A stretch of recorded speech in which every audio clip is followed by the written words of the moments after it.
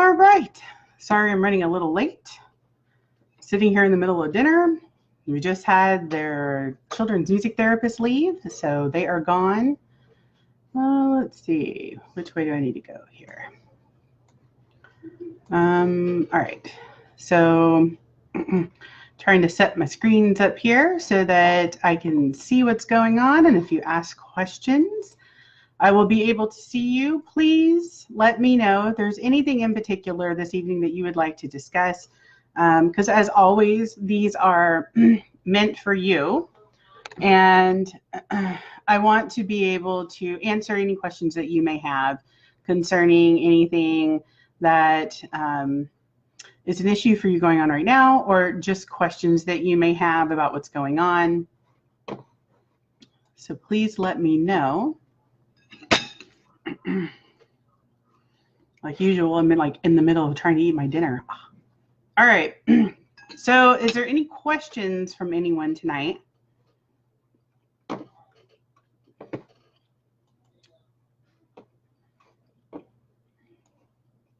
So if not, what I think I'm going to do is I'm going to discuss something that was brought up in the group. Well, actually, we have two possibilities. We can discuss specific learning disabilities. That's been coming up again recently. Also, we could discuss the test scores. We had one of our members post and discuss potentially the various test scores. We can talk about vocational rehabilitation. It's a topic that's normally kind of left out, and I was just talking about that this afternoon. It's such an important thing to think about. You know, our kids are little, but they grow up and then become adults. So then what are we going to do? What are they going to do? Are they going to be able to be a functional adult once they hit adulthood, right? Can they take care of themselves? So I was having a conversation today with a lady who runs a homeschooling group, and they sell used homeschool curriculum. And they took in a child who was 16, had autism, and the child unfortunately was not medically diagnosed. The parent was worried about getting a medical diagnosis for their child of autism. And I think their concern was, right, like, what's the impact of that? Does it impact them later in life?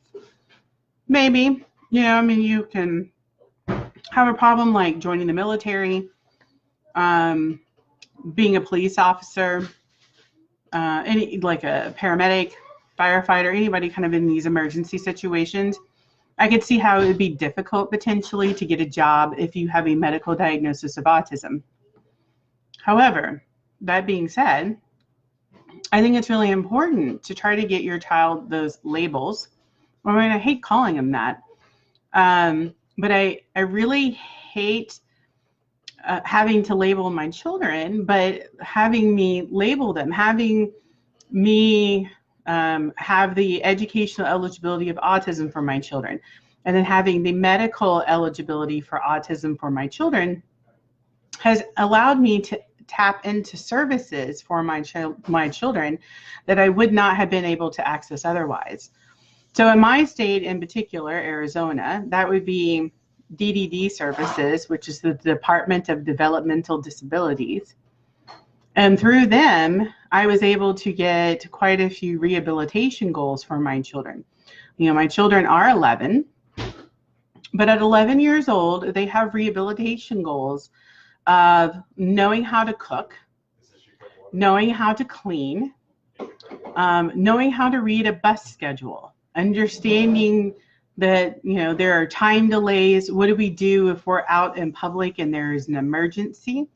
How to get help, and in the case of an emergency, how to coordinate your bus schedule so that if you're needing to make a connection, are we going to make the connection on time and then be able to go off and you know, make our whatever connection we need to get to where we need to be at a specific time. So those are all current goals that my children have at 11 through the Department of Developmental Disabilities. And I did that because, and it's sort of highlighted when I was talking to the lady this afternoon, when she said she had somebody who came in as a worker who had autism, and the young lady was 16 and she had never worked a job before. And she said even just basic things such as learning to sweep the floor in the store was something that the child had never done. She had to teach her how to sweep. And she said she thought it was odd that she had to teach her something so basic. And I agree. I mean, hopefully, right, you would do what I did, which is I have these as rehabilitation goals for my children. My goal for my children, first and foremost, really is to make sure that they're going to be independent, functioning adults when they reach adulthood. That hopefully they don't need to live in a group home, that they could live independently. They can manage their household budget, that they can manage to do their daily chores, that they can manage to keep their place clean. These are important things for anyone. It doesn't matter who you are, right? But I think it's especially important for our children who have special needs to make sure they definitely get these skills, because most of the time, children pick these things up by learning, by watching us. But often children with disabilities, they can't just learn by watching. They need to be explicitly taught skills. You need to purposely go and teach them these things. And it might seem odd that you need to specifically teach your child how to sweep, but often that is the case. You have to show them how you go about to make sure you sweep through everything and do it in a systematic fashion so you don't miss anything. We take it for granted because it's what we do all the time, but these are things you have to explain to your children and then practice with them. So I just think it was interesting, kind of our little conversation about vocational skills and how something so basic is so easy to miss, not realizing, you know, that this is an important skill to have. And you need it just for your home, you know, not just a business, but for your home even. You need this very basic skill of being able to sweep a floor. So that's my bit. Does anyone have any questions tonight? I try to do these, like I said, in order to answer any questions that anyone may have in the group. And I know there was a few things that popped up in the group that we potentially could discuss. Sort of heading over to our group right now so I can go look and see what all is going on here. Let's see. Hello, how are you doing, Al? Yes, I know that's not your entire name, but you know what I mean. Anyways, so this evening, like I said, there are potential topics we could discuss, like dyslexia, if people are interested, or discuss dysgraphia, dyscalculia, one of the specific learning disabilities. We could discuss the testing that I broke down for one of the ladies in the group. We can actually discuss anything you guys are interested in discussing. So if you have something that you would like to discuss, please let me know. I don't think I got a chance to answer this one yet, did I? All right. So if nobody has any specific questions, I may take one of the questions out of the group here, which is, Dina had mentioned my 15-year-old suffers anxiety and depression recently. His depression has affected his grades. He's failing 4 core subjects. We are meeting for his 504 next week to accommodate his anxiety needs. But what I noticed is since his depression, he has an inability to focus, recall and remember homework due, projects due, following directions to assignments that are getting him zeros. So she said, you know, how can we provide him accommodations in a 504? So potentially he could be accommodated in a 504, and you know, that's very realistic to have that happen. I'm not sure if you wouldn't want to ask for additional testing though. I mean, if it was up to me, what I would do is I would request a full psychological evaluation. It's like a psychoeducational evaluation.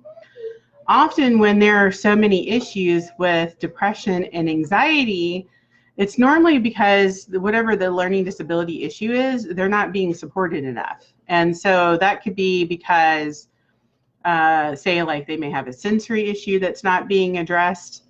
They could have working memory or processing speed problems that aren't being addressed and recorded, you know, and they're really not being accommodated for. And those can cause a lot of anxiety and depression. I'm always about like, what's the root cause, whether that's educationally speaking or medically speaking. I mean, to me, they're kind of, it's one and the same. Like I'm always interested in the root cause, because if I can find the root cause, then potentially I can address that, and then it sort of fixes all these other things that are sort of, you know, downstream, right? So I really like having the root cause determined. And so what's the root cause of this anxiety and depression? And I think you would have to do a bit of testing to figure that out. I would suggest medical testing with a psychologist if it hasn't really been done or addressed, to do a, you know, like a neuropsychological evaluation. If you can't afford that, or there's not a way to do that, then I really suggest asking the school to do their full psychoeducational evaluation. So let's see. Hi, Kate. How are you? And like I said, please, if anybody has any questions, let me know. Let's see. So that's kind of answering Dina. Oh, and the issues that he's exhibiting, by the way, right now, where she mentioned specifically inability to focus, recall, remembering homework, that potentially could be a working memory problem. That could potentially be an executive functioning problem. Either one of those could absolutely be related to depression and anxiety. Like, it's not uncommon for children who have ADHD to have issues with depression and anxiety. And so part of it is they have issues with short-term auditory memory. They literally can't sit there and listen to instructions, pick up all the information, and be able to do whatever it is that you ask. They need kind of visual prompts. And I'm not sure that he's getting those, and that potentially could be part of the problem. I mean, that's causing anxiety issues. So just something to think about and consider. Let's see. So Sarah said, hi, Michelle, question. What is the difference between the Kaufman Educational Achievement Test and the Psychoeducational Evaluation? So the Kaufman is one type of educational evaluation, but a psychoeducational evaluation is usually a whole group of evaluations that are done on a child in order to determine what's the child's disability. And so, yeah, the Kaufman is just one test that should be conducted maybe during a psychoeducational evaluation. And so Sarah was saying the IEP team was wanting to give my son the Kaufman test to see where he's struggling academically, saying the results would not change his IEP academic goals and accommodations. Okay, that doesn't make any sense, because if you conduct the test and you see there are holes, why wouldn't it change your academic goals in your IEP? I mean, how is that the I, right, the individual part of an IEP? And it just doesn't even make any sense. So I have to say I'm a little confused by what they told you. So, and then Sarah went on to say, saying both tests would show where my son is academically in comparison to his peers. No, if that's what they're telling you, then they're lying to you, because the psychoeducational evaluation tests way more than academics. That's just one aspect of what's tested. So it's important not to let them kind of get away with telling you that, right? So I'm going to see here if I can pull up without taking too long What's involved in an evaluation? So there is law. So in order for a school to conduct a psychoeducational evaluation, there are procedures and things that they must do and follow. And I'm going to put the law here in the links, and so you will be able to read about that. And let's see, wrong one there. So you'll be able to read this information, and then you'll understand when a psychoeducational evaluation is requested and it's done, then what that is you're saying we're going to look at what the child's functional IQ is. And so in order to do that, we have to look at their processing speed, their working memory. They have to look at the visual spatial reasoning, fluid reasoning. Let me think, what else? I mean, basically this is done by the WISC-5 normally. Most states use the WISC-5. The Kaufman looks at academics, and that would be fine. Like you would want to do that also. And then there's maybe other testing, because if your child has, other areas of learning disabilities or concerns, then they might need to do additional testing in order to kind of prove or disprove potential issues with disability. So, yeah, I wouldn't believe what they're telling you, Sarah. I would stick to your guns and tell them that you want a full psychoeducational evaluation, and then use this law that I just put into the group to kind of help you push for that. Let's see. So Frances is saying hi. So hi, how are you? Thank you for tuning in. So she said a question. What do you know about NF1 and ADHD? My child is having issues with behavior. NF1's not ringing a bell. What does that stand for? I don't know offhand. So if you'll type that in, please, and let me know, and then I might be able to help you. So, so I'll come back to you, Francis, here in just a second. So Kate said, if I had an IEP, but my son isn't really utilizing services at the moment, but has medical autism, does sliding to a 504 make sense? And she's in Virginia. So what I'm going to tell you is, depends on the age, in my opinion. Here's the other problem. I mean, like, that's kind of coming to mind offhand. If your child is young, right, usually the school does a pretty good job, like teachers in the school do a pretty good job making accommodations for your child at the elementary level.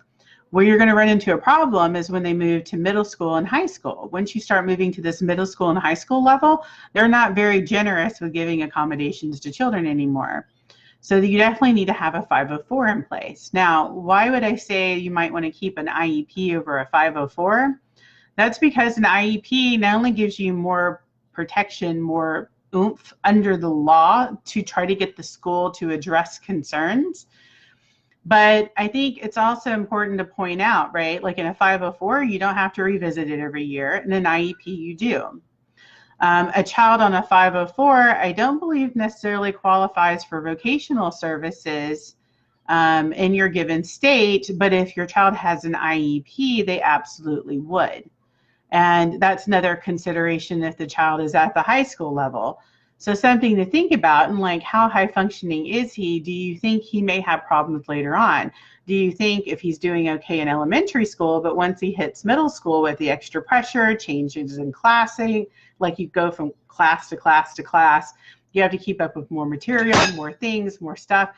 Potentially this could be a huge problem, and you may want to hang on to that IEP. So if you can, that might be something to consider. You hold on to that IEP.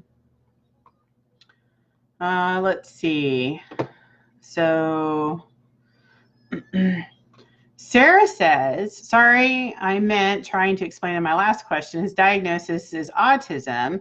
And they said since they don't diagnose, the IEP goals are still going to target where he struggles academically.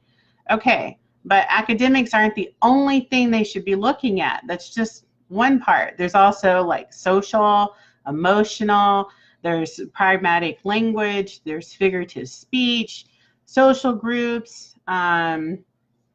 There's just a lot of other things that are not academics, but still impacts. And if a child has impaired processing speed or impaired working memory, these are important to recognize in an IEP. And schools just sort of brush it off, you know, and in particular in autism, low fluid reasoning. It is very common for children to have low fluid reasoning when they have autism. And you're like, what does that mean? And, you know, who cares? Like, what's the relevance? The schools don't ever explain what the relevance is of fluid reasoning and why it's important and why it's good for your child to have good fluid reasoning and what problems might you see if you have poor fluid reasoning.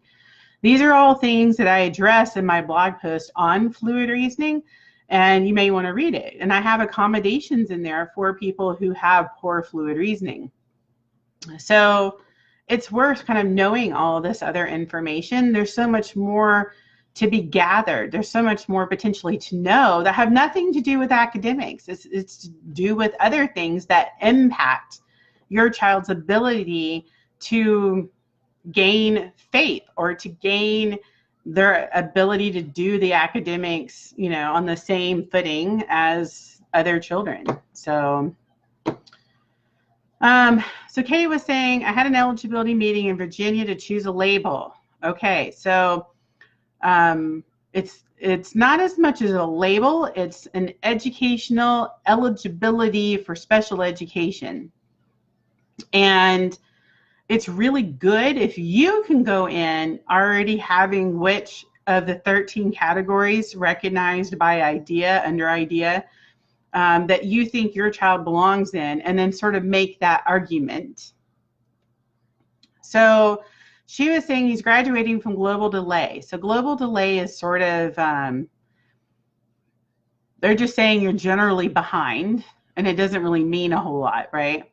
But he said the kid is doing great in school. School requested another psycho evaluation, OT eval, speech eval.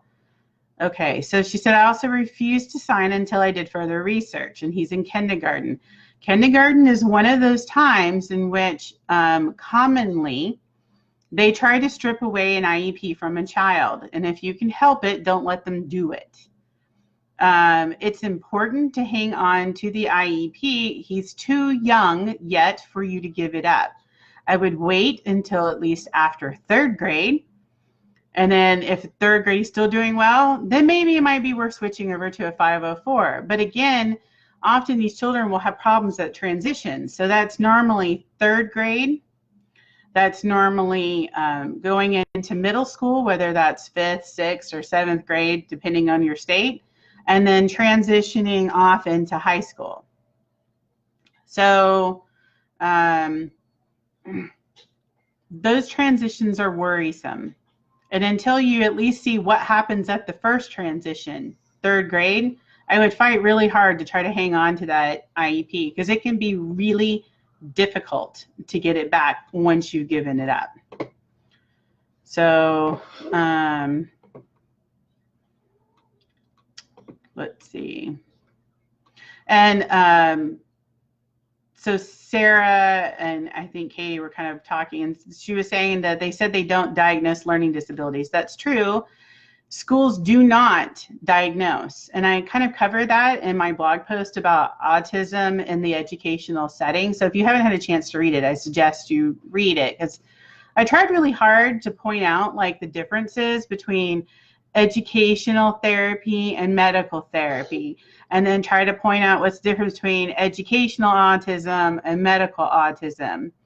And so it kind of helps you see like that discrepancy. Even if your child isn't autistic, it helps you see where this medical and educational discrepancy lies. And I think it's worth knowing, like to understand what these differences are. So no, the school does not make a medical diagnosis. They can't. It's not in their purview. That's what your medical doctor does. But they can categorize children under IDEA, under special education, and put them into one of these 13 slots under IDEA that they recognize as categories. And so that's what they're doing. And that's why often I ask you guys, like, what's your state? Because the federal law defines these 13 categories, but depending on your state could have more categories than just the 13. And then in your state's laws, they're going to spell out what's the criteria for each of their categories. So I know Arizona, where I live, they have additional categories beyond just the typical 13. And so one of the categories that we have not only multiply disabled, MD, but we also have multiply disabled with severe sensory impairment. So that's both being multiply disabled, and you need to have a vision impairment or a hearing impairment. So it's a unique category to Arizona. And it's, like I said, kind of worth knowing these categories, because in my state, my son Joseph did qualify for MDSSI as his eligibility for special education. And with that, I was able to argue not only he was visually impaired, but that he deserved vision services. So it's good to know your state stuff. And again, why I often ask you, what's your state, what's your state, what's your state? I feel like a broken record, but there's a reason I'm asking. It's not, there's no reason, there's a specific reason. I want to give you the information for your state on your state's eligibility categories. So let's see. Yeah, so Kate was just saying that we had talked to him about high-functioning autism last week, and that's true. And it's a common topic, actually, and I like talking about autism. I have 2 high-functioning autistic children myself, along with one who is considered moderate functioning. So it is a topic I'm pretty conversant in.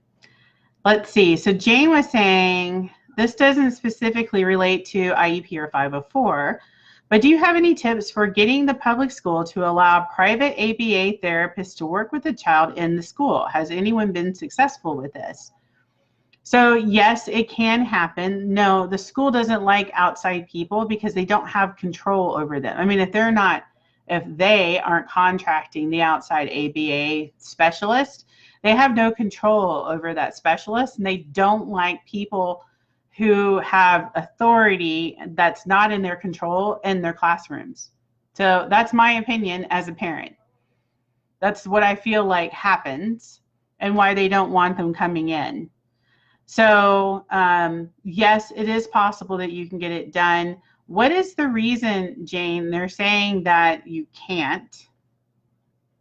Oh, and Jane also asked, why does my shirt say November is coming? Well, this is an old shirt, and it was really this past November. So, I was participating in the Red for Ed movement here in my state, supporting the teacher walkout. So that's kind of what this is about. Let's see. So Kate was asking a link to the blog post. Now, all the blog posts that I write that are under AESA, all of them are in the announcement posts. I try really hard to keep up with that and keep them all in the announcement posts, so they're available for you to use. And let me see. I will pull the one up here on fluid reasoning. I only have one particular blog post that specifically addresses fluid reasoning for the moment. I think that one took me about a week of research and writing to put together, because again, you have to realize, right, I am not a medical specialist. I am not a doctor, not a nurse. I have a minor in biology from college, and I like reading and I like doing medical research. And so what you're seeing is essentially what I've done through my own medical research, reading peer-reviewed journal articles and the research that I could do online. And I kind of synthesized it all together and tried to write the best post that I could to give you kind of a one-stop shop, right, for all of this information, and to give you, just kind of answer all your questions and break it down. So if you read my blog post, I would love any kind of feedback that you guys might have on a blog post, whether they're good or they're confusing or there's some issue. Please let me know, even if you find a broken link. I try really hard to make sure all reference material that I have a link to somewhere. Also, if it is, say, a peer-reviewed journal article and it is just the abstract that I've linked you to and you're wanting to view the whole article, please ask me. Most likely I do have that article and I can share it with you, the article in its entirety for you to read. So Jane is saying, she said, I haven't asked yet, but I'm expecting a no. So wondering how your approach is to start. I mentioned it at our old school in Illinois, but they said no to insurance reasons. That's interesting. And then I would have poked them more and then asked specifically, what do they mean by that?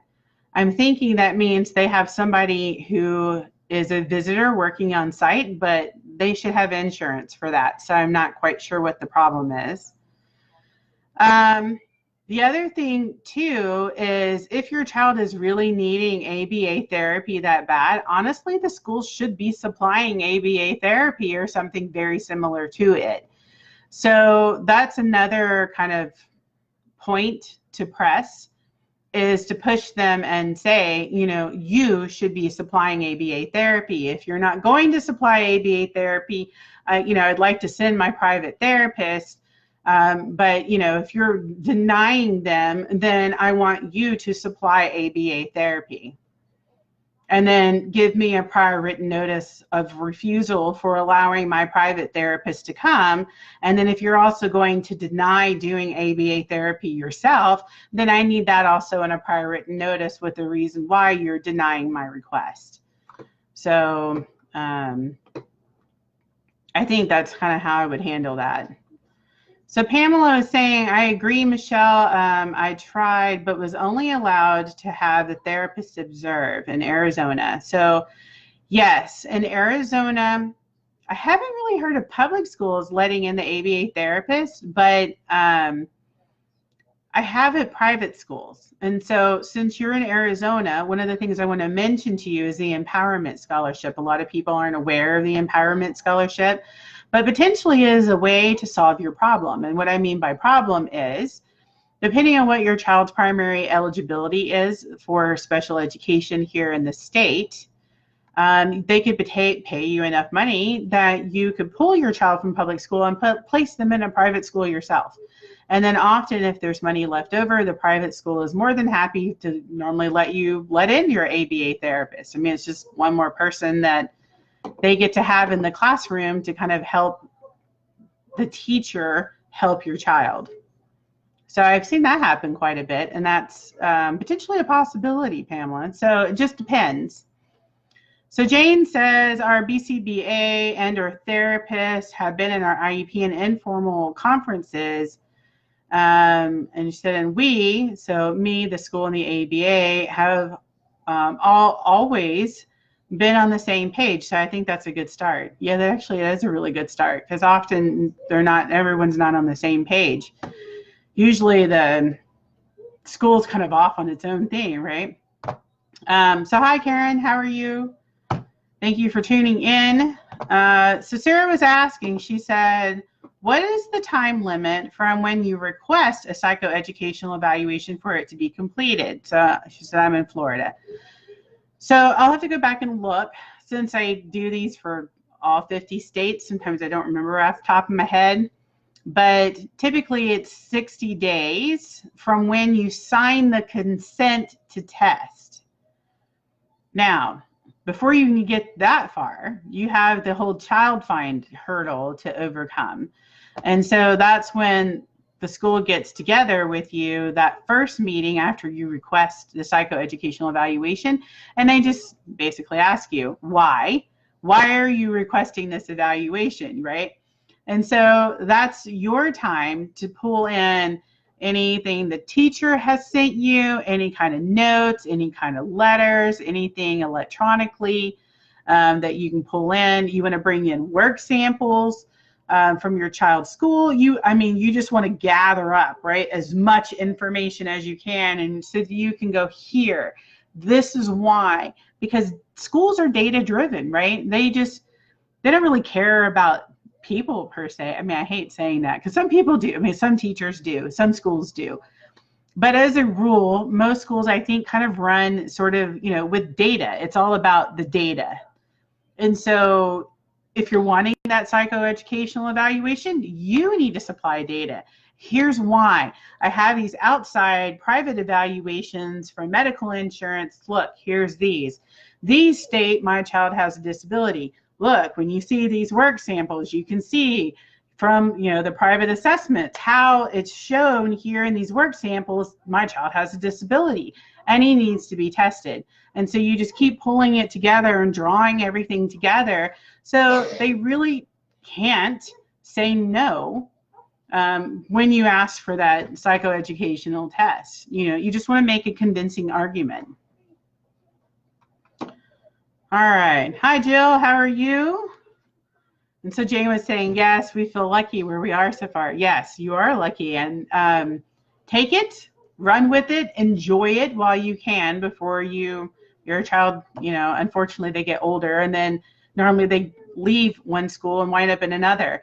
Hopefully the next school will be just as good, but often I find it's not. I mean, like, people have a good experience in maybe elementary school, but then middle school and high school is horrible. So hopefully your school system will be great. But if not, you've got some time, and hopefully I can teach you what you need to know so that you can fight and advocate back if it's needed. Let's see. So Kate has said, what is the school's obligations to report the results from a functional behavior analysis? So she says she's asking for a friend. Why isn't your friend in here, Kate? So high functioning autism Virginia. So it's completed in October and results have not been shared with mom. Okay, why? That just sounds odd. They should have been shared with mom. There should have been a meeting after the evaluation was completed. Did mom request the evaluation, or did the school initiate the evaluation on their own? If the school initiated it on their own, they may not feel like they're obligated to contact mom and share the information, but really they should, and the school shouldn't have initiated it without mom's consent. Like, mom should have signed off on something and gave consent for the evaluation. So in either case, it's still considered an educational record, and it would be covered under FERPA. So that's something to consider, is to do a FERPA request for it if need be, if she's continuing to be stonewalled by the school.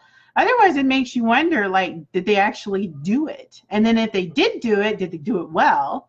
And if they didn't do it or didn't do it well, right, you have, well, different courses of action you could take. If they didn't do it at all, then, and you signed a consent to have it done, then potentially that's a denial of FAPE, right? Because they didn't do the evaluation and your child, needs that and they never got it. Now, if they did it and they still didn't put it into practice, you'd still be having a case of the denial of FAPE. So just be aware, right? Like, we do want to follow up. We want to make sure they did actually do it and it got done. And I'm concerned that it didn't. So yeah, follow up on that.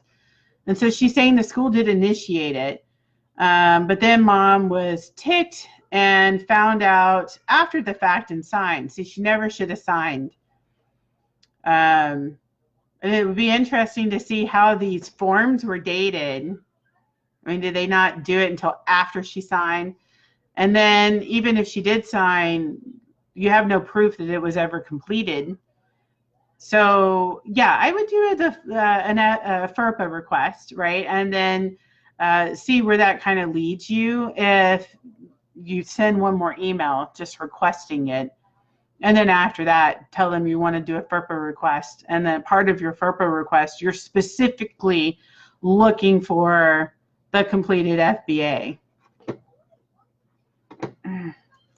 So, all right. Does anyone else have any questions this evening? Let's think here. And say if not, we might move on to some of the things that have been going on in the group. And I was just looking too. So I don't know if anybody had any issues with potty training. That hasn't come up lately, but that often circulates around about potty training and the public school. And it is the school's responsibility to help with potty training if your child is not yet potty trained. A lot of people don't realize that. Let's see.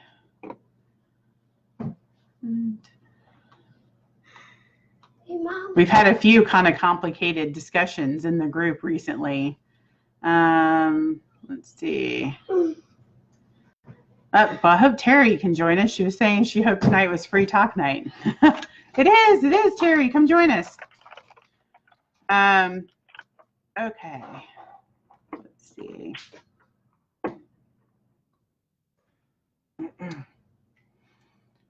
Oh, so April had brought up earlier, she said, I can't be the only one who finds it absolutely disgusting that we have to have legal documents drawn up to help our kids with disability get the help that they need in the classroom to be successful.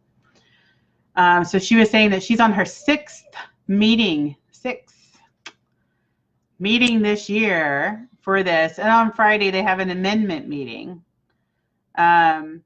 Yeah, that's really tough. And I think that's part of the reason I pulled my children from public education. My children were just sort of languishing in public education, and it takes so long to get things done and to, you know, reconvene and have these meetings. It's very frustrating.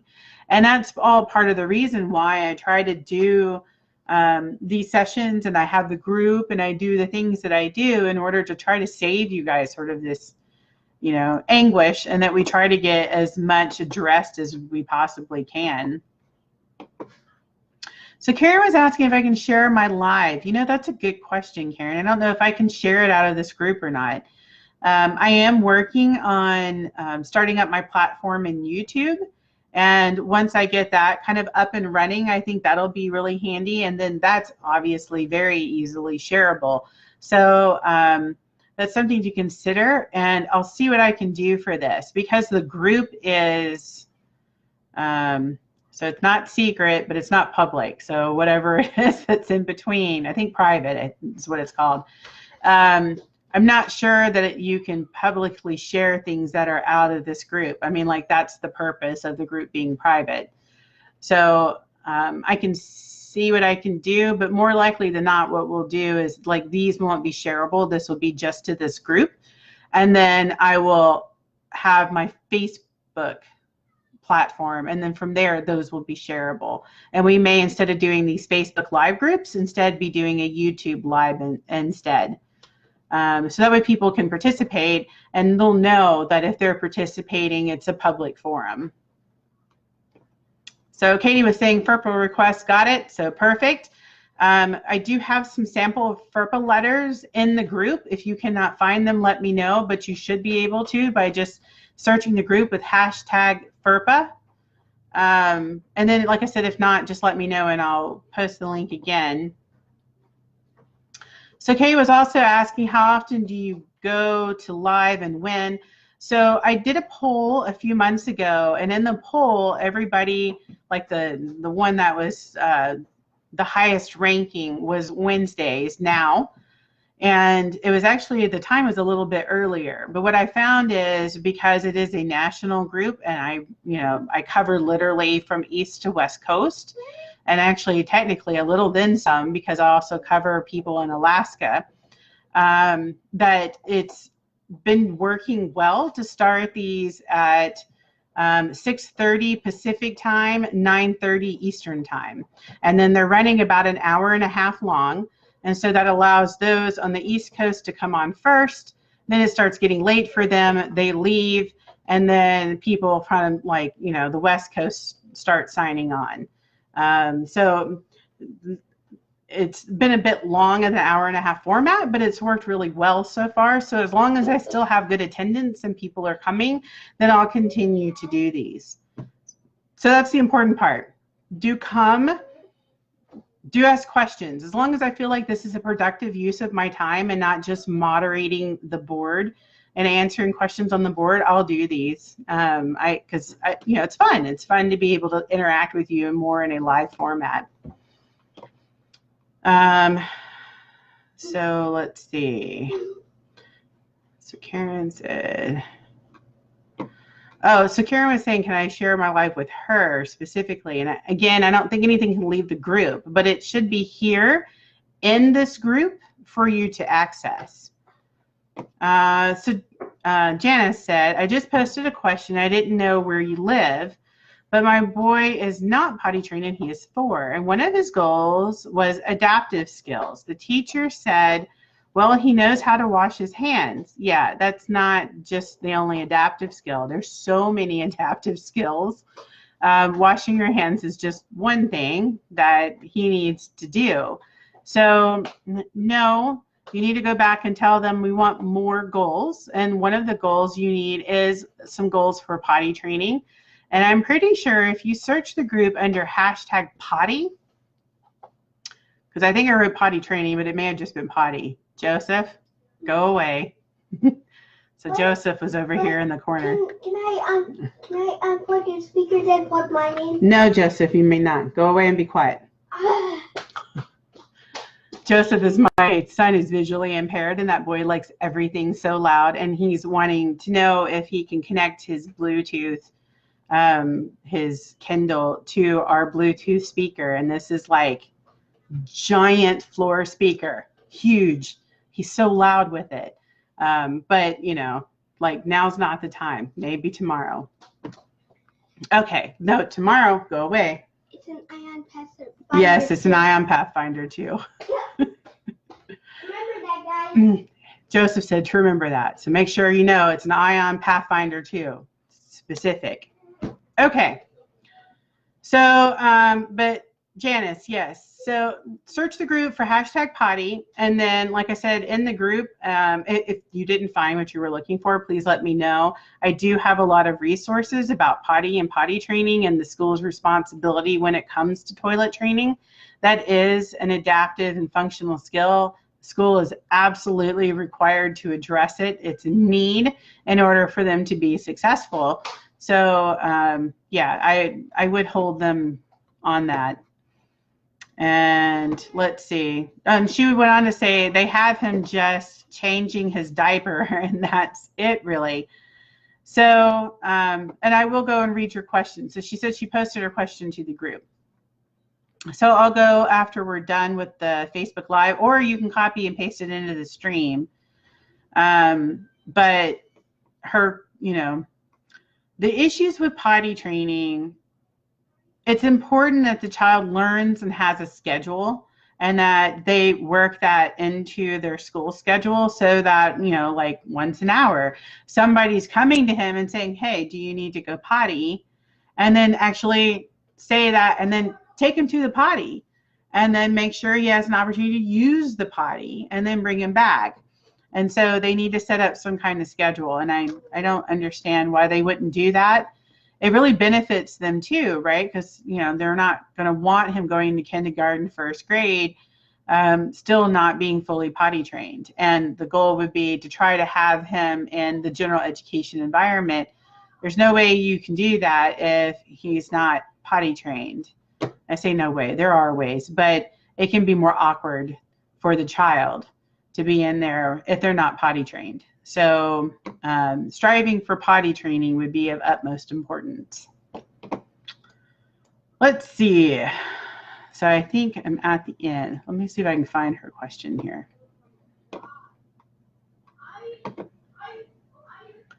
Let's see. So that's Jennifer's. Sorry, Janice, I'm sitting here trying to even find your question. It's one of the problems with the group, right? As stuff is commented on, things get bumped up and other things get bumped down. So let's see if I can find the question. Jackie, Heather. And I was going to say, too, I'm a little disappointed because I should be getting notifications of the response, and I didn't get that one, and that bothers me.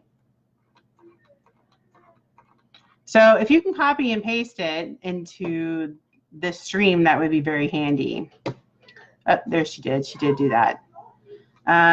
So she said, we had an IEP meeting today for my son who is in developmental preschool. They basically said he met all of his goals and wanted to dismiss him from school. No, do not let them. I'm sure that's bull. And then they said, let's see, because his teacher said she doesn't know what to do with him. Again, that's lie. I'm sure if I looked at his test scores, I could find plenty to do. So yeah, I think that's even a ridiculous statement to even make. And then she goes on to say he's the smartest one in the class. Well, guess what? Being smart doesn't mean that you still don't need help. And let's see, what else is she? And the other kids have no interest in him. Okay, that's a problem. Why don't they? Because the other kids should be social. And if they're not social, why aren't they social? And why aren't you teaching them social skills? It doesn't make any sense. So let's see what else she said. So he goes and talks to the aides and his teacher. Again, why isn't he talking to the other children in the class? I mean, is he doing something that the other students don't like and therefore they don't want to talk to him? Or the other students have so many issues that they are socially impaired? And then again, like I said, why aren't, if that's the case, and there are that many children who are socially impaired in the group, then why aren't they doing like group social skills activities? So I'm really confused by all of that. Joseph, come here. Yes. Sit on the sofa. Sorry, he's back there picking a fight with his brother. All right. So, yeah, I don't really understand any of this. So she goes on to say that there's 2 months left and the school psychologist said they will let him write it out. And if his behavior gets regressed because of lack of schooling or whatever, we can take him out and just wait until, no to all of that. She was like, just wait until he starts kindergarten in August. No, all of it is no. He said they're putting him in general ed for kinder, and they said they will have a 504 plan for him. No, it is not the norm. Well, okay, let me rephrase. So yes, it is the norm for them to try to pull an IEP away from a child in kindergarten. No, it is completely wrong for them to be pulling the IEP away from a child who's in kindergarten, or not, they're not even, is it in kindergarten? Or when he starts? No, he's supposed to start in kindergarten. So he's in preschool. So they're trying to take his IEP away before he even starts kindergarten.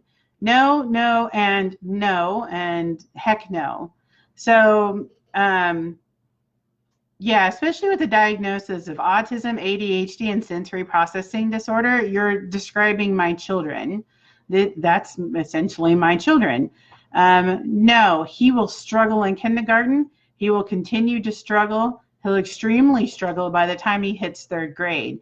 Do not let them take away his IEP. So you may need to ask for an IEE depending on what they're about to do next. But absolutely do not sign anything agreeing to them removing his IEP and placing him on a 504. Matter of fact, since this conversation has come up, I would write an email and say, I do not agree. My son is disabled. He is a child with disability. He needs his IEP. And here are the reasons why he needs his IEP. And you can start the list off with potty training. That's a great reason right there. And then I can help you. If, matter of fact, in the group I have units, and one of my units is autism. And I really suggest you go to the unit section if you can find it. I found out not everybody can find it. But if you can find it, go to the unit section and read everything I have in there concerning autism. You will find it immensely helpful. And then if you're still having any questions or concerns or doubts about anything, just write something in the group and let me know, and then I can see what I can do to help you. But no, it's typical for them to try to remove the IEP, but absolutely put your foot down and do not let them. So Kate was saying, what is the reason for the school would want to redo a psych eval, speech, and OT educational when completing eligibility process from DD? That's because DD, developmental disability, is a limited eligibility that by the latest, by federal law says that once a child turns 9, they cannot be labeled DD any longer. You have to pick another eligibility category. So some states have, like I said, they have their own definition, right? So a lot of states have limited, like Arizona broke off the DD, and they have like an early DD, and there's other states that have like an early DD. So like a preschool, I think ours here is called preschool developmental delay. So she's kind of hit that wall, or your child has hit that wall for DD, that they're at the age they must choose. And I think in Virginia it's 8, not 9, but they must choose another eligibility category. So if you're looking into autism, I can help you find what is Virginia's educational definition essentially for autism, so that you can understand what that definition is, what it says, what it means, and then what do you need to gather and prove that your child fits this eligibility category versus others. And so you want to kind of have that laid out in your mind as an argument of why your child only fits the autism eligibility and not others. So, and like I said, I can help you with that. And actually, she was just saying he's going into kindergarten. Some of them, like in Arizona, that's the break point. When a child turns 5, which is in kindergarten, they must no longer be labeled as preschool developmental delay. And that's when they wind up labeling them instead as being having autism or intellectual delay. Those are usually the preschool developmental delay, I tend to see be reclassified either as autism or intellectual delay. And so the intellectual delay, you do want to watch what they're doing. And the reason I say that is, so my son Joseph is considered intellectually delayed, medically speaking, and that's because he has poor adaptive skills and his IQ is 68. And so medically speaking, it is a correct diagnosis. Now, the school tried to label him as intellectually delayed.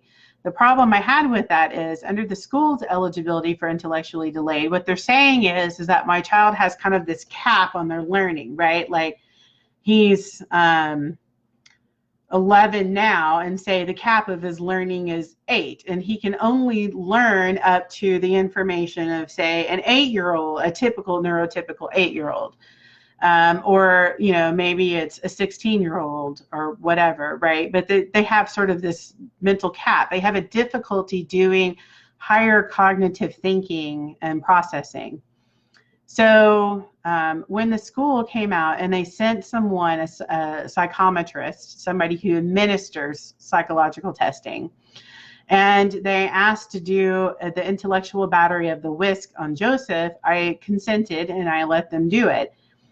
And so when the assessor came, I specifically told them Joseph has a known processing speed problem, that his processing speed is extremely impaired, and I mean to the less than 0.1 percentile.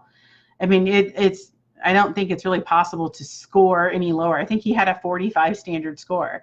And so his processing speed is so greatly impaired, it impacts his work, like it impacts his functional IQ score.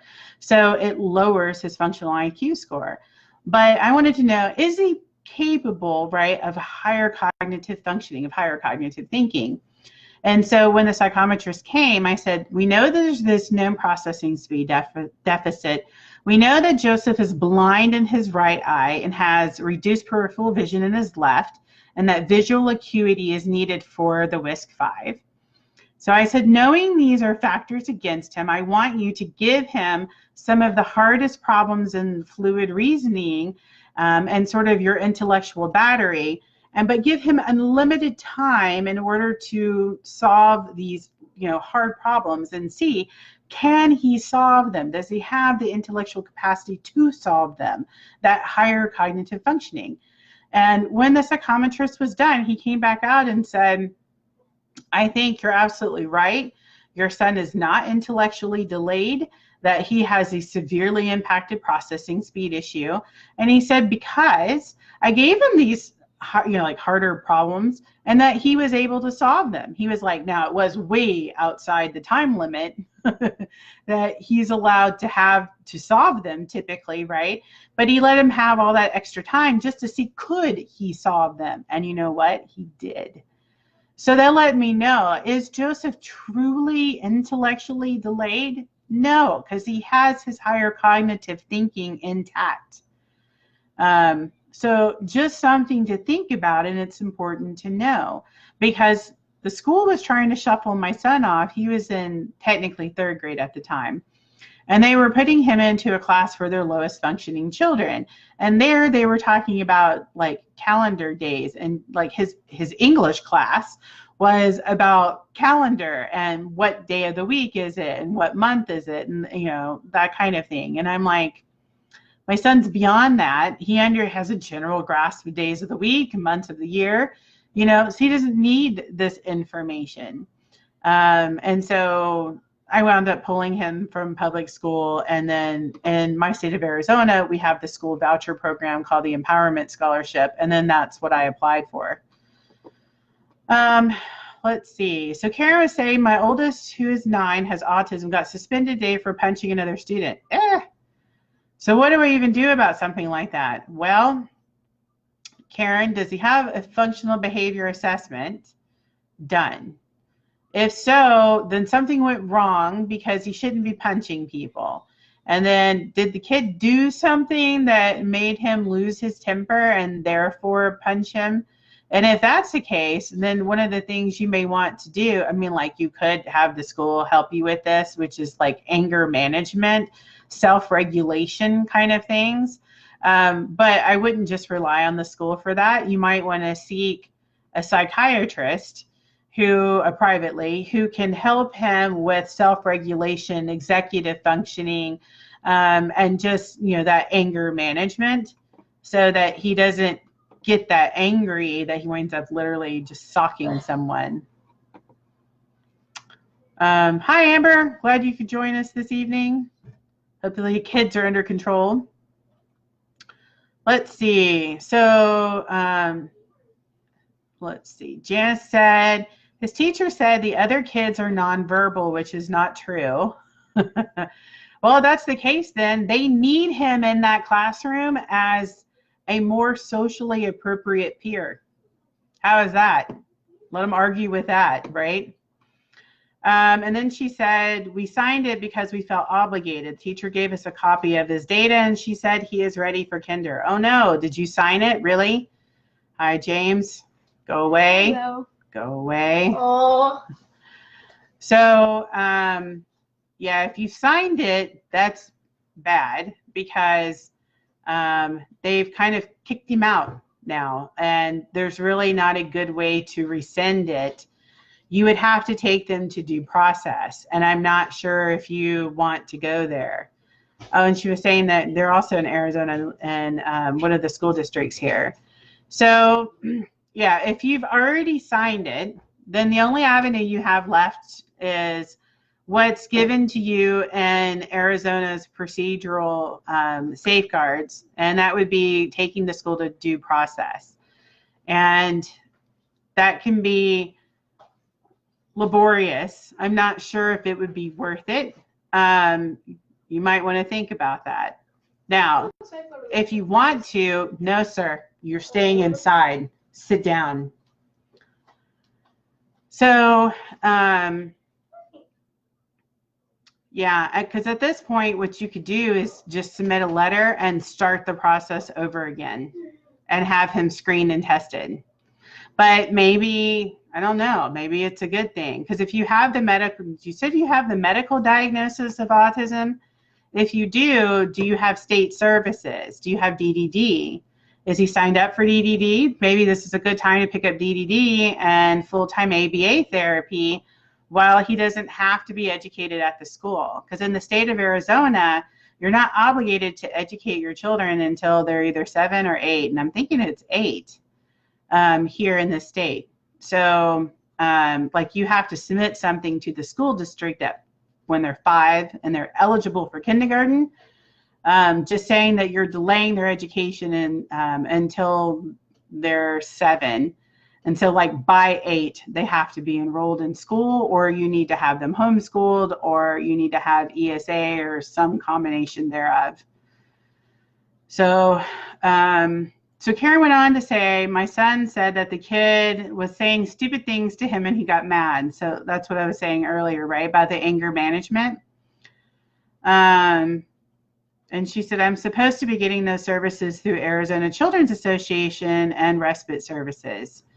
So yes, and are you getting the services, I guess is my question, right? Because I know there's been sort of a backlog of people trying to get, say, like ABA therapy or some of the other services. So for respite, I use Arion, and I have been very happy with them. So just something to think about. Let's see. Okay, so Jenna was saying, yes, they do have DDD and long-term care. So it's like a regional center in California, or a lot of states have kind of like similar programs. And I was going to say, if you have that, then I would use those services to the fullest of your ability. I would use state Medicaid. I would go getting private therapy, private services, and just hammer away at therapy and ABA therapy, OT, PT, speech, anything that he qualifies for.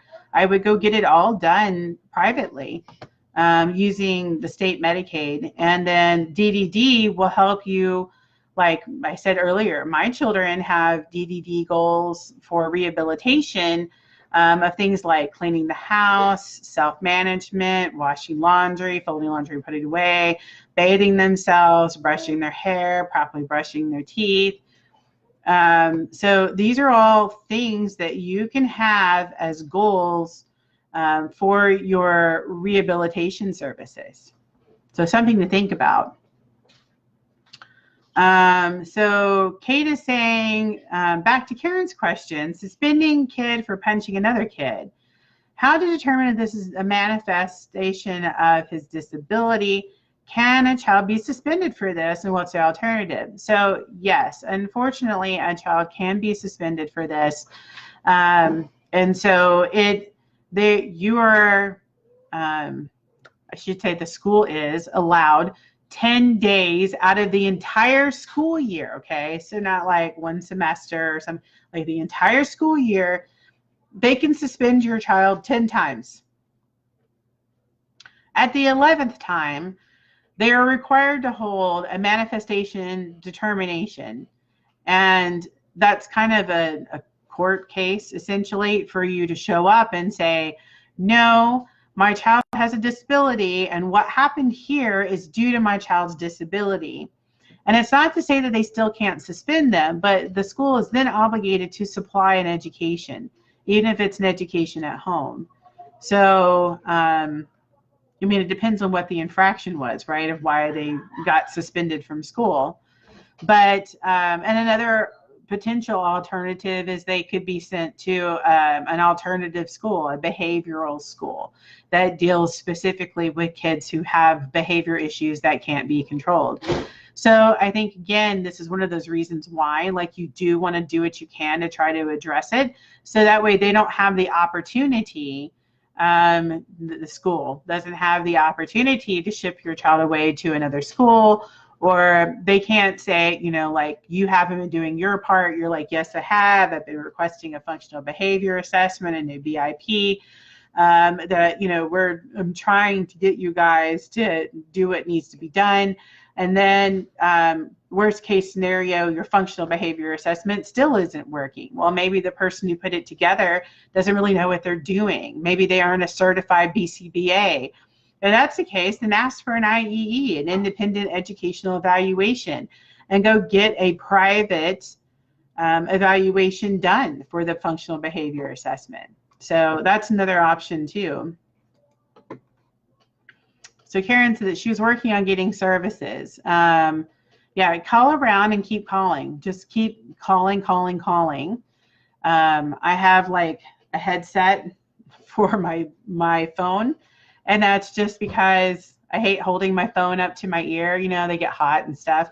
So I have a headset and I wear that stupid thing, and I tell you what, I love it because it keeps my hands free so I can do other things while I'm talking to somebody, or if I'm put on hold, I can just continue on with my life while I'm on hold waiting to speak to someone. So just stay on the phone and keep calling people. Someone will have an opening. So Kate said, call an emergency IEP meeting. Okay, so I did bring this up the other night. There is no such thing technically in most states, not every state, that there's no such thing as an emergency IEP meeting. It's just an IEP meeting, and you can tell them you want to have it right away because, you know, here's the pressing reason. But the school is not obligated to make the IEP meeting happen any faster necessarily. So yes, though, I would call an IEP meeting. As a matter of fact, I would ask for the IEP meeting and tell them in the letter, the email that I'm sending, saying not only do I request this IEP meeting to be held as soon as possible, but I'm also requesting immediately a functional behavior assessment be conducted, because obviously either we don't have one in place or the one we do have in place is not adequate.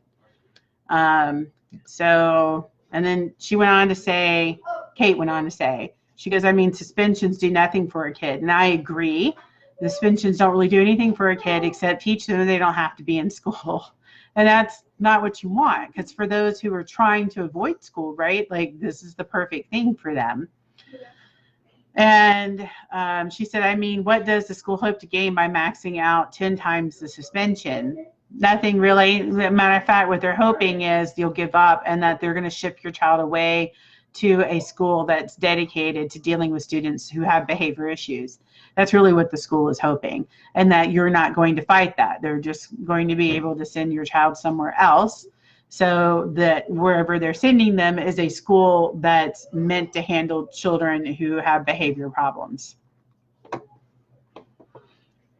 So Karen said, this may sound really mean, but I recorded my children's behavior and showed the people that are involved with my children. The respite gave my boys, so it's not respite, the DDD worker would have given your boys more services. Yeah, that's not a bad thing. I used to do the same thing because I would tell people, I'm like, Margaret does these weird and quirky things. She runs around in circles naked because I couldn't keep clothes on her. And she's, you know, flapping her hands like this as she's running around. Well, you know, it's one thing for me to describe that. It's a whole nother thing for me to go, hey, look, here on my phone, I have this video showing my child doing these things. And so, yeah, I'm all for that. I've done it before too with doctors in the doctor's office, you know, where I've gone in and I'm like, my child exhibits X behavior. This behavior concerns me, you know, like his gait or something like that. And here's video I have showing what it is that's concerning me that I'm seeing, so they can see it too, you know. So no, I think it's a very valid sort of thing to do. So Karen also said, I think in writing you can give the school multiple dates for the school to choose from. So yes, you can give the school multiple dates. It's good to give them multiple dates to choose from, and then it kind of lets you set when you're going to have these things. So Kate said, talk about who is most qualified to administer an FBA. That would be a BCBA. So board certified behavior analyst. And I talk about this in my blog post, special education terms to know. And so it's either in blog post 1, 2, or 3. I'm sorry, I don't know which one. But one of them covers FBA. And in that, I discuss the qualifications for that. So, and then she said, can you require or request that a professional do the FBA? No, it's terrible, but it's true. I mean, you can't dictate to the school that they use a certain person, just as you can't dictate to the school that you only want like this paraprofessional working with your child. You can't dictate to the school about anything when it concerns their personnel. Now, on the other hand, if their personnel is not good, they're not good at whatever it is that the school has left them in charge of doing, which happens more often than you would care to admit, then that's something that you should look at. And then you should look at the final product and go, this was a poor product.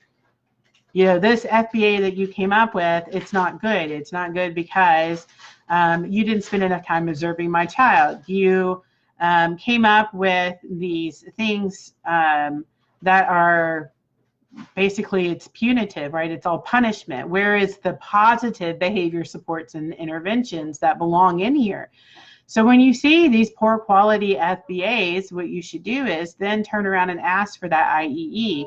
If you ask for that IEE, then what's going to happen is that gives you the chance to dictate what kind of person, what credentials, what kind of professional is going to be doing that FBA.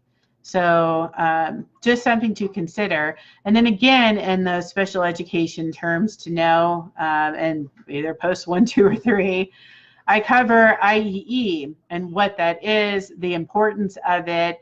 What if you ask for an IEE, you know, like I tell people all the time, do be aware that the school either has to say yes and grant your IEE, or they have to take you to due process and defend that their test was sufficient and they did everything that they needed to do. So just be aware, that's how it works. And so, I mean, the school always has the option to say, no, we're going to go to due process over it. So, you know, you just want to make sure you have all your ducks in a row. So if they opt for due process, you can go, fine, let's go. I've got everything I need. I got it all right here. Let's see. So Karen said the DDD is not involved yet. They get respite services through Arizona Children's Association. Oh, get DDD involved like yesterday.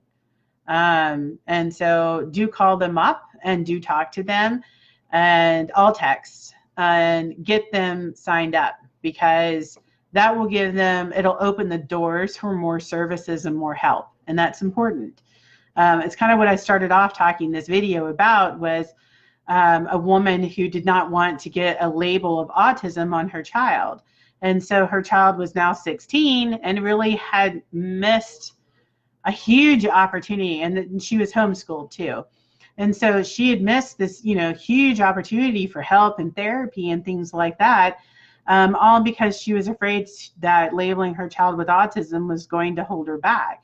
Well, not getting the label of autism is holding her child back, because now she's 16, she's a lot older, and she's harder to kind of, you know, train to teach things, because, you know, 16-year-olds, no matter whether they have disabilities or not, they're headstrong. You know, they have their own opinion, their own personality, and they're not so easy to teach things to any longer. So, you know, it's kind of a sad story that I heard this afternoon about that. So Kate was asking, how do they determine if they're not good? So how do they determine if they're not good? So there should be examples in every state of kind of a good FBA. Somebody has put one out there on the internet. And if you need help finding kind of what a good FBA looks like, I can absolutely help you with that.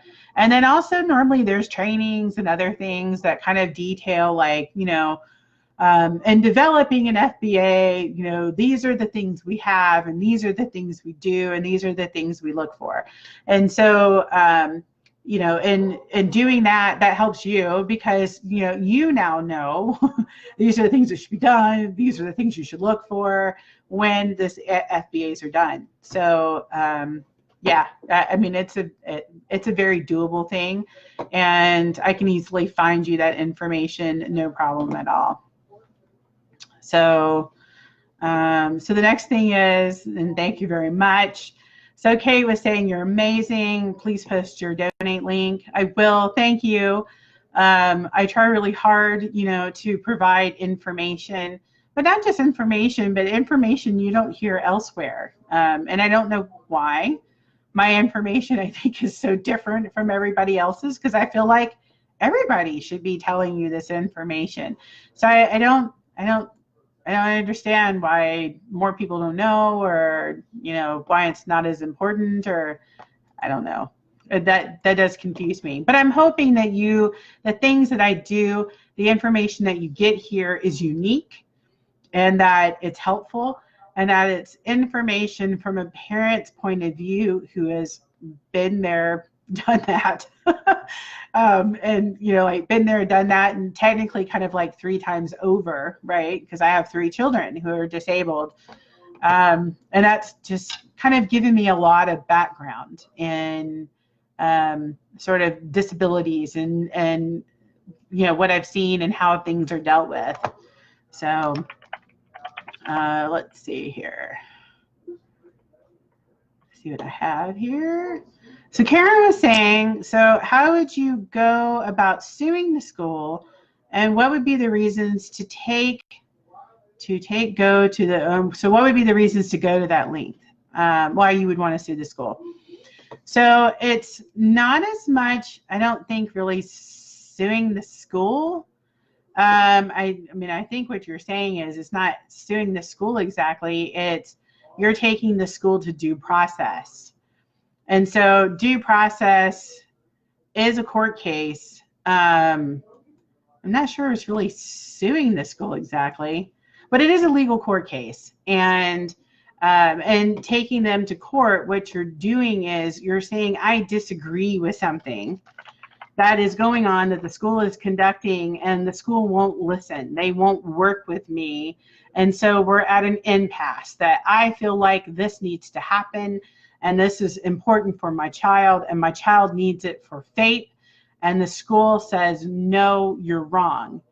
And that would absolutely be a reason to go and take the school to due process. There are a lot of reasons potentially. Normally, and I happen to know Karen lives here in Arizona with me. And so we do have a few special education lawyers. When you have a good case, there are a couple of special education lawyers here who will take your case for free, because they're going to then turn around and sue the school district for the money. So here we're a little better off than some places because they don't have really anybody they can turn to who is a special education lawyer. But I happen to know of at least 3 who live here in the Phoenix Valley who pursue cases against school districts. So you can easily find somebody. Hi, Jamie. Thanks for joining us this evening. Glad you're up and about. So is it Avani? I hope I did that right. I'm sorry if I didn't. But Avani is saying, how do I request a school shadow for my 6-year-old, or a personal aide if his teacher can accommodate my child? He isn't disruptive, but forgets one thing or the other at school every day. Even if the teacher sees his coat or umbrella or whatever, it's is left back, and she will sometimes remind him, but not always, because she says she has too many kids. So is he in a general education classroom? And there's no reason they couldn't put together a visual schedule for him. So this would be like your end of day checklist. Do you have these things?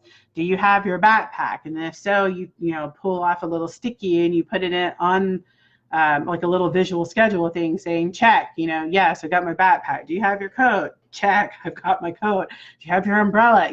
So it basically is a little kind of visual checklist. And Teachers Pays Teachers has a lot of examples. I love Teachers Pay Teachers. Not only because I use material off of there for my children who I homeschool, but it's a great place for ideas. So even if you find something you like, but you don't necessarily want to pay for it, you can just sort of get that idea and then recreate it yourself. And I have been known to do that too. So there's no reason, because what you're discussing, Avani, is basically, well, and then you did say, so he has high-level ADHD. So they're executive functioning problems. I mean, that's what it is. And he said he also has severe motor stereotypes. I'm not sure what that means. And then anxiety. So she mentioned that he needed to be taught very strategically and is a little behind, but she doesn't believe he has any learning disability. Well, if he has ADHD, he should automatically qualify for a 504. Does he have an IEP currently? So that's another question, right? So it's really interesting, these things that you're telling me. She said, my son will start receiving ABA therapy in May this year. Why did it take until May to get him ABA therapy? And the ABA therapist should be able to help him with visual schedules and with teaching him executive functioning, control, and self-regulation. So she also goes on to say he has weak social skills, needs more peer play, raising his hand more, participating and answering teachers' questions by raising his hand. So he has anxiety. So if he has anxiety and ADHD, one of the things I just want to kind of bring up to you to consider is keeping an eye on him potentially having autism, because anxiety and ADHD both are co-occurring conditions with autism. And if he has weak social skills also, then that sort of concerns me even more potentially that he may have autism. So like I said, just keep an eye on things. Because she also mentions that he stares at other kids when they ask him to play, and most of the time he won't reply. So that could be potentially anxiety, or it might be autism. So again, it's just, keep an eye on things. And if you haven't had him medically evaluated for autism, that would be something that I would ask you to potentially consider, because if he does get a medical diagnosis of autism, potentially he could qualify for a lot more services. And so Aviana said, yeah, she lets teachers pay teachers too. It's an awesome resource. And yes, it would be like a visual schedule. It's like a daily checkout list or something along those lines. But a special education teacher would completely know if you're like, hey, we need a visual schedule and reminder as this daily checkout list to make sure we have all the things we need before we leave school. They should easily be able to whip up something. So Karen asked me, how would you find a lawyer for that? That's actually really easy. You just Google special education lawyer and then Arizona, and you'll turn up some names. So I've had an opportunity to meet Susan Marks. She was the one who had invited me to go speak at the AZ TASH conference this year. And that was a really great opportunity, and I enjoyed giving my lecture. And I would encourage you to potentially contact Susan. I do like her personally, and I think she has a big heart. And so if she feels invested in your case, I think she'll try her darndest.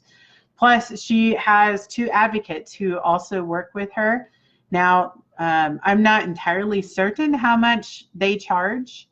I know, well, no, I don't know. So I'm thinking Susan charges $150 an hour for her time. And for a special education lawyer, like, that's cheap. Because I know advocates who charge $150 for their time in the Valley here. So that's why, like, I'm a bargain at $45.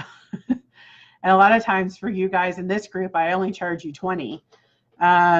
So yeah, I would potentially try Susan Marks, and then if need be, kind of spread out and just Google. Or if you're, I believe in the local autism groups, ask in there. People will know. They'll give you recommendations. And if they've used a lawyer or somebody, they'll let you know and they'll tell you.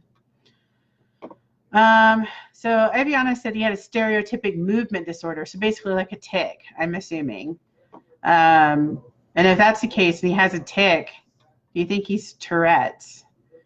So she said it's not autistic, so it was a lot of going back and forth with insurance. So I have a question. If he's not autistic, Avian, like did they test him? Did they evaluate him for autism? And if they did, then what did they say?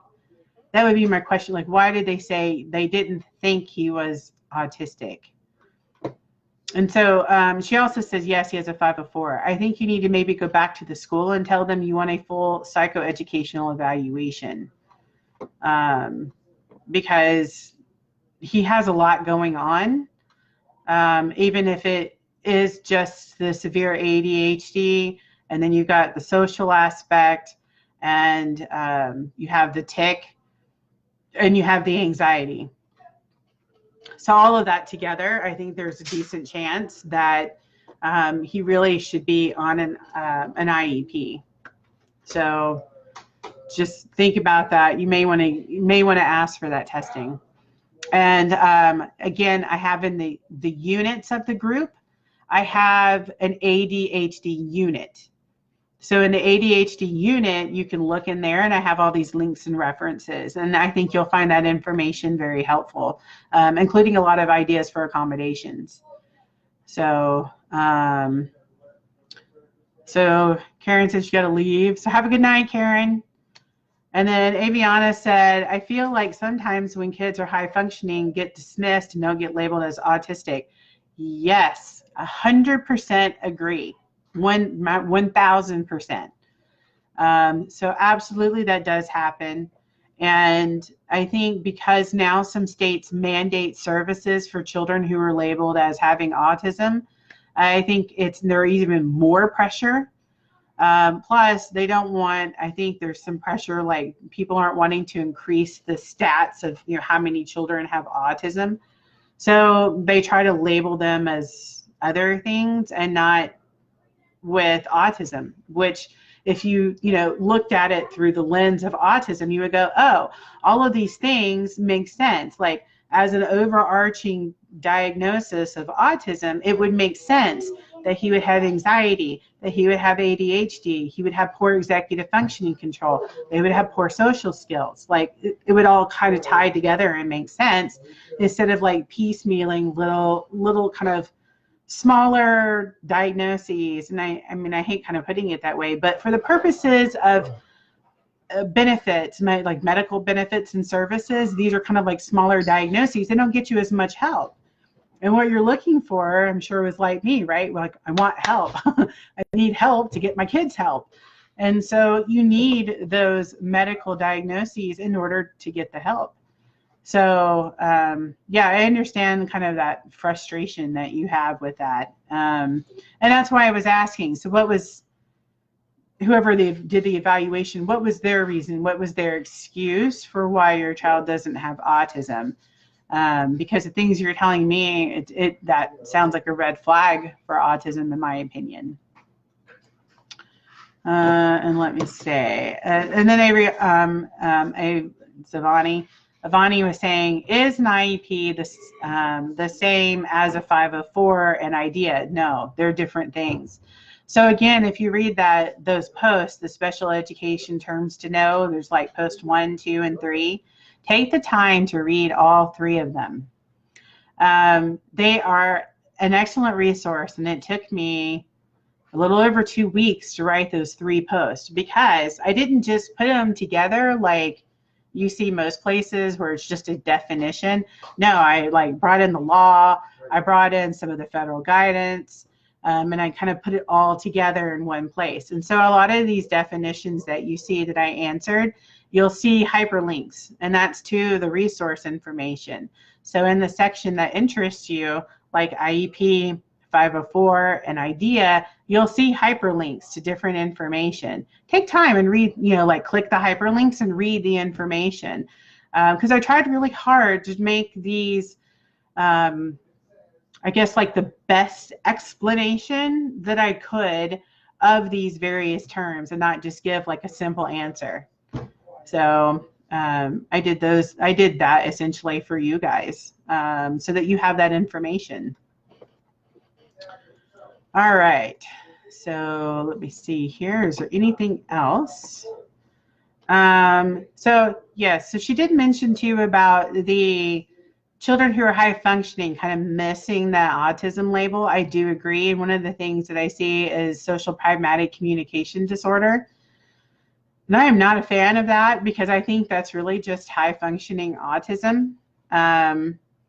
So because in the DSM-5, and again, all of this is sort of laid out too. So if you, a matter of fact, I'll pull the post up and I'll put it in the thread. But I wrote a blog post about autism in the educational setting. And that's essentially what I was trying to kind of address, is how, again, you could have this medical diagnosis and then you have the educational setting. And I have links, and that's part of the reason I'm posting it, because I have links when I talk about the medical diagnosis. I link to the DSM-5's definition of autism, so you can read it yourself. You can read what the criteria is the psychologist or doctor is using to make these decisions. And sometimes it's worth going back and arguing with them, because if it's something like, well, he makes too much eye contact, that's not in the DSM-5. What it says is inappropriate social communication. Well, if your child is not like communicating socially, that's inappropriate social communication. If your child is too talkative, again, that's not in the DSM-5 as a reason to exclude a diagnosis of autism. It's inappropriate social communication. So my children, matter of fact, my children today, I took them to Covenant Homeschool here, which it's a church group that will do testing on children. And they were doing, my children, I put them in to go do the Iowa Basic Skills Test, because I want to see, I do homeschool my children and I teach them sort of eclectically and not systematically. So I'm sure they have, skill gaps essentially from K through 5 where they are now. And so I wanted to see where these are so that maybe we can just swing back through and kind of address any skill gaps. And it was sort of funny because when I got there and I had these two evaluators who were there to work one with each one of my children, and they were saying, well, normally when people come in and they have children with special needs, we make the parents stay on the premises in case there's problems. But they're like, your children are great and they're so social. If you want to go, you can go. It's fine. That's because I've worked really hard with my children, but also because my children naturally are social. They have autism and they're social. And it is possible to have autism and have very social children. Their problem is their social interaction was inappropriate, completely inappropriate. And I have some really funny stories of when they were children about kind of these inappropriate things they said or did when they were little, because there was no social filter. They just were completely unaware, there were these things that you should or should not be doing. And so I should write a blog post about that. I think you guys might find it very funny. But I was able to, back at the time, be able to get my children diagnosed with autism. But I'm seeing more and more people who are turned away and said, no, your child doesn't have autism, it's whatever. And then, they walk away not having the services and stuff that their child really needs. So I do think it's really important, if you believe, like you truly believe that your child has autism, don't let it go. Go back and keep fighting. Go back and argue with the examiner who told you that, no, you're wrong and they don't have autism. Don't be afraid to go, hey, here's the DSM-5's definition. It doesn't say anything about lack of eye contact. What it says is, and then tell them and go, I want you now to explain to me why my child doesn't fit this eligibility. And then, go in and have it out with them. I do. And there's been quite a few people who are very unhappy with me. But, you know, I feel like that's part of me advocating for my children. And that includes medical advocacy too, right? Not just educational, but you have to do it on the medical end also. Having a child with special needs, it's all about the fighting. I mean, you hate saying that, but it is. You know, it's like one giant fight all the time to get services, to get more, to do something, to get people on the same page with you. There's always something you're working at. There's always something you're striving for to try to get your children the things that they need. So medical's no different, and don't give up. Do not give up. So I'm going to look here real quick. I think one other kind of important thing, and I really like this article, and I had posted it recently in the group, and I'm going to see here if I can find it and repost it. And what it is, it's an article. Matter of fact, I did just find it.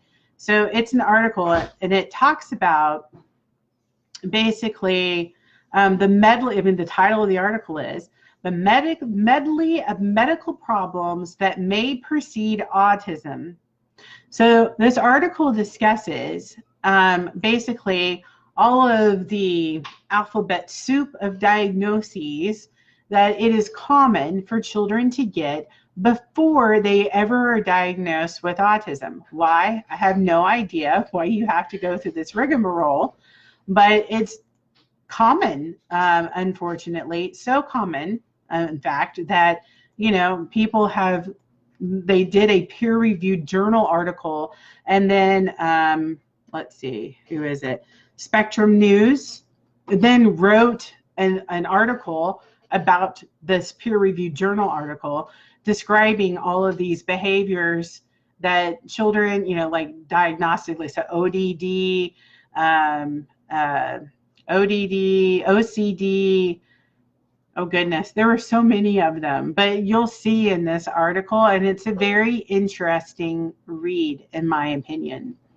So between that and reading the journal post about autism in the educational setting should really kind of help explain sort of these why your child may have autism, but you're fighting the medical professionals to diagnose your child with autism. I mean, they'll call it practically everything under the sun except autism, where if you just said autism, it would go, oh, all of these other things that my child has could be encompassed under that umbrella of an autism diagnosis. I don't get it.